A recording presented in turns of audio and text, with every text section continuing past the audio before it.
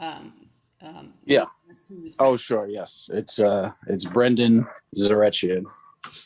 Baz is my initials. Can you spell your last name, please? Sure. It's ZARECHIAN. Yep. Yep. Okay, great. Thank you. Yep. Are you here for the hearing? I am, yeah. Great. Okay. Matt, could you introduce yourself for the minutes? I'm Matthew Baltier. I'm a neighbor of one of the properties under discussion. Thanks. Could you spell your last name, please? B as in boy, Yes. Altier. Great. Thank you. And Mr. Shar? Hi, my name is Paul Shar. I'm at 47 Mount Vernon Street. I'm here to talk about the trees in Memorial Park. And just for the record minutes, my husband Walter Tuval, T as in Tom, UVELL, is just out of camera. And our cat Tux is also there too. I don't think I need Tux's name. Awesome. Thanks, everyone. Since Charlene couldn't be here, I'm gonna make Virginia a voting member for the night. And I think we can go ahead and I will open up the hearing to add 3 properties to our list of historic structures. I'm gonna just read a little bit of what we're looking for in the historic structures, and then we'll read a little bit about each house. And there'll be time for comments after we do each property, and then we'll close the hearing, and then we'll vote on whether or not we want to accept them into our historic inventory or not.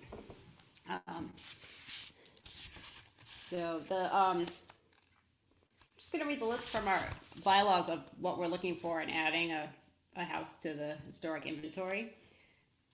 The criteria to be used for consideration for inclusion on the list will include the structure is determined to be importantly associated with one or more historic persons or events, or the structure is determined to be associated with the broad architectural, cultural, economic, or social history of the town or commonwealth, or the structure is believed to be historically or architecturally significant in terms of period, style, method of building construction, or an association with a significant architect, builder, or resident, either by itself or as part of a group of buildings. So that's what we're looking for to add things. Right, so the first property on the list is 832 Main Street. I think, Jonathan, I asked if you would read the architectural description and the historical narrative, so we know what we're looking at for this house. Sure, thank you. I'd be happy to, and I know Kurt Habel is also here this evening, so he can obviously elaborate on anything I say or correct anything that I say. So reading from and I know he has also received a copy of this document as well, so he should have that as well, and it would certainly be available. Under the architectural description, I'll just read from it. This house is positioned on the westerly side of Main Street that was established in 1806 as the Andover Medford Turnpike. The simple architecture is a wood-framed, quote unquote, half house sited close to the street. The half house was often built with the intention of adding to it as finances allowed. It is literally half of the common 5-bay structure, with the front entrance at the end rather than the center.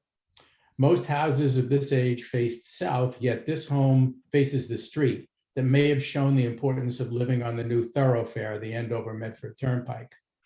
The main block is clapboarded, has 3 second-floor 6/6 windows set close to the eaves, while the first floor features 2 slightly larger 6/6 windows. The front entrance has an unadorned projecting pediment shaped overhang supported by 2 turned posts which is likely a later addition sheltering the side-lighted front door. The gabled roof shows a narrow, slightly offset chimney, an attic window, and eave returns. A one-story extension to the rear provides more living space, primarily for kitchen use. Within part of the extension is a viable well under the floorboards. The peak of the pitched roof supports a small cupola, while the end of the structure has a large exterior brick chimney. The property also has a small barn located to the back, but separate from the house. I should actually have on this document for folks who are here from the public, and so if anybody's watching on TV can see, this is the document I'm reading from, and that picture isn't coming out particularly well, but that's a photograph of the house from Main Street. Continuing under comments, this house was possibly moved here in the early 1800s. It does not have a large central chimney from earlier days. It would be interesting to learn if the construction is of mortise and tenon framing or later balloon framing. The present owner confirms the roof construction is of purlin technique, indicating early construction. We may never know its true origins. Under the historical narrative, let me read from that as well. Assessor's records list this house as built in 1760. However, town archive records are unable to confirm this date. There were reports that the house was moved to its present location, where it's oriented eastward towards what is now Main Street, which was originally constructed in 1806, as I said, as the Andover Medford Turnpike. These facts reasonably support dating the house to at least circa 1806. The 1830 Reading map appears to show a house at this location, and the earliest deed documents presented by the current owner reflect the sale of the house on October 12th, 1829, by Charles Parker, recorded as quote unquote gentleman, to Stephen Locke, recorded as quote unquote cordwainer. On March 29th, 1834, as a result of a lawsuit, the house was conveyed to Thomas Pratt, recorded as quote unquote a trader with a D. Sorry about that. The Parker and Pratt families are among Reading's founding families. And when Thomas Pratt conveyed it to Nathaniel Parker on April 2nd, 1835, the house remained in the Parker family for several decades. Milo Parker, who lived here beginning on February 27th, 1837, also owned property on the other side of what is now Federal Street. While living here, Milo Parker built the current Milo Parker House, which is at 836 Main Street, which structure is listed on Reading's historical and architectural inventory. Owners of 832 Main Street included cabinet makers Milo Parker, Richmond Heselton, a used furniture dealer, Michael Quinlan, a hairdresser, Mary Quinlan, an auctioneer, Maurice Riebenacker, a carpenter and pig farmer, George Davis, a liquor store decorator, Donald Sullivan, and last but not least, the house painter, Mr. Habel himself. That would conclude the historical narrative. Thank you. Thanks, Jonathan.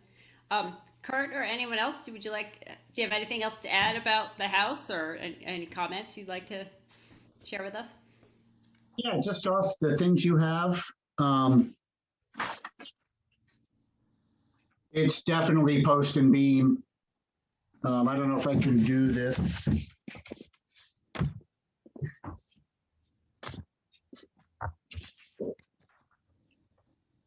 This is the downside of Zoom meetings.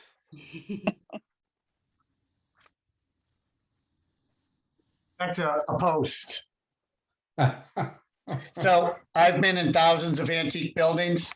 This is the only time I've ever seen a post flush to the wall. Oh. I can't get up. If I could get up, you could see the pegs sticking out.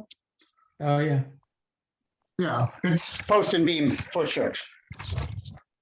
The roof, when we had it done, had vertical sheathing boards, which I think is a sign of an old house. There's only one original window. It's in our pantry, and it's a 6/6. All the others were used windows put in during World War II.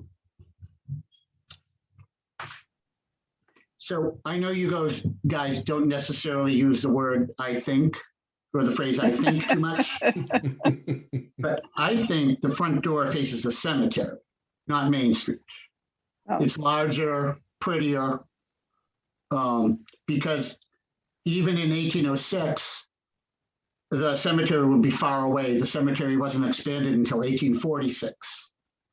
So if you were to walk to town, it would make sense that you go out the door that faces south rather than the one that faces east. I put the columns on the Main Street door. The little roof structure was there when I moved in. Then I got some columns and I looked in Field Guide to American Houses, and that little pediment roof or whatever supported by columns was in the section for common entryways in 1760.